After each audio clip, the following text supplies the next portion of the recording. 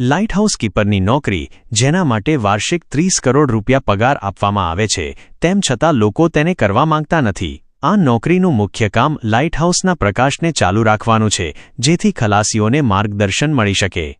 આ નોકરી આટલી પડકારજનક શા માટે છે? એકાંત.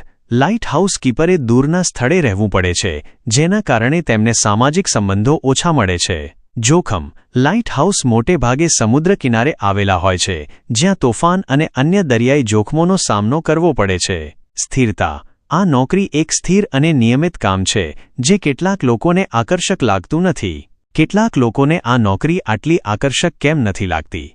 એકાંત અને અલાયદગી. લાઇટહાઉસ કીપરે દૂરના સ્થળે રહેવું પડે છે, જેના કારણે તેમને સામાજિક સંબંધો ઓછા મળે છે. જોખમી પરિસ્થિતિ. લાઇટહાઉસ મોટે ભાગે સમુદ્ર કિનારે આવેલા હોય છે, જ્યાં તોફાન અને અન્ય દરિયાઈ જોખમોનો સામનો કરવો પડે છે. કામનો અભાવ. લાઇટહાઉસ કીપરનું કામ ખૂબ જ સરળ અને નિયમિત હોય છે, જે કેટલાક લોકોને આકર્ષક લાગતું નથી. અન્ય માહિતી.